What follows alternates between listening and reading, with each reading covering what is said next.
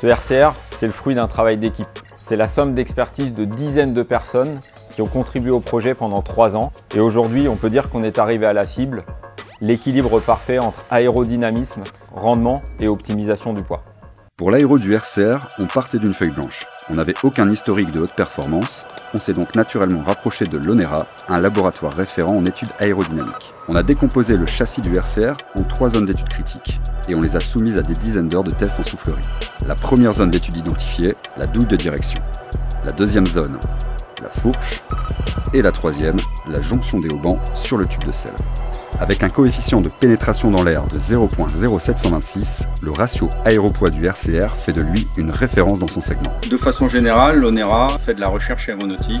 Ici, sur le centre de Lille, nous travaillons sur de l'aérodynamique basse vitesse, en particulier dans des conditions de décrochage ou de vrille. Quand on parle d'optimisation aérodynamique, on doit garder 2 choses en tête. La première, c'est de réduire au maximum les surfaces qui s'opposent à l'écoulement de l'air, la surface frontale. La deuxième, c'est de contrôler le flux d'air pour avoir l'écoulement le plus fluide possible et qui crée le moins de turbulences.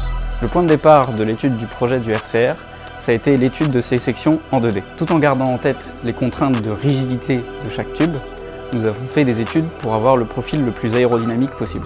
À partir de là, on a généré 12 études de concept en impression 3D, mettant en avant différentes variations de sections et de jonctions de tubes. Puis, on les a toutes testées en soufflerie.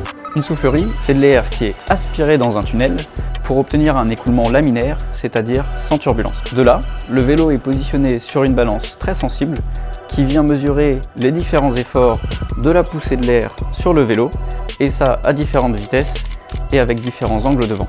En croisant les données des différents tests, on a réussi à isoler les résultats pour chaque variation de section et sélectionner les meilleurs profils. Ce qui nous a permis d'atteindre un coefficient de pénétration dans l'air du RCR de 0,0726. Pour maximiser le rendement, un bon équilibre des rigidités est nécessaire. Les données montrent qu'il existe plusieurs zones de forte concentration de contraintes pendant les différentes phases de course.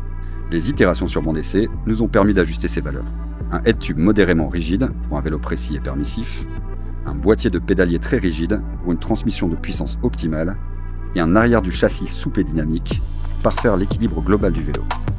Une fois qu'on a défini les formes du cadre, commence un processus d'itération sur le drapage. Le drapage, qu'est-ce que c'est ? C'est l'ensemble des pièces de carbone qu'on va venir appliquer sur le cadre. Il y a un choix très méticuleux du type de fibre, de l'orientation et du positionnement de ces fibres sur le cadre. C'est environ 500 pièces de carbone qui ont été appliquées. Pour chaque itération, on soumet le cadre à plusieurs tests. Sur les tests de fatigue en pédalage par exemple, c'est pas moins de 100 000 cycles qui vont être appliqués au niveau de la norme. On va tester bien au-delà de ces 100 000 cycles pour être sûr de garantir durant toute la vie du produit la fiabilité.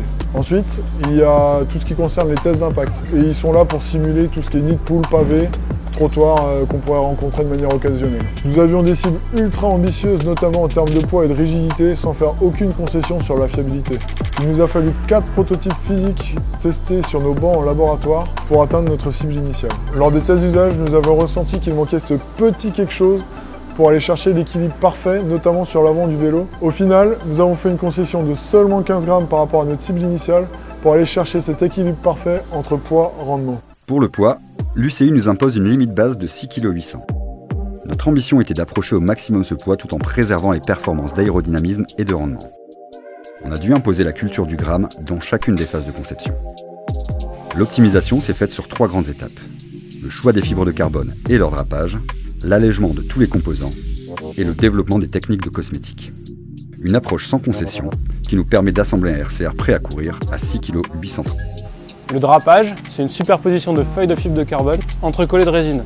En fonction du type de fibre qui compose la feuille et leur orientation, un drapage répondra d'une manière spécifique à la contrainte imposée. Pour flirter avec la limite basse UCI, la première étape a été d'introduire des fibres de carbone très haut module 60 tonnes. En les appliquant de manière ciblée sur les zones soumises aux plus fortes concentrations de contraintes, on a pu limiter le volume de matière utilisé pour gagner une centaine de grammes. Ces fibres 60 tonnes, c'est plus ou moins 5% d'un drapage RCR complet. La deuxième étape a été de drastiquement alléger tous les composants.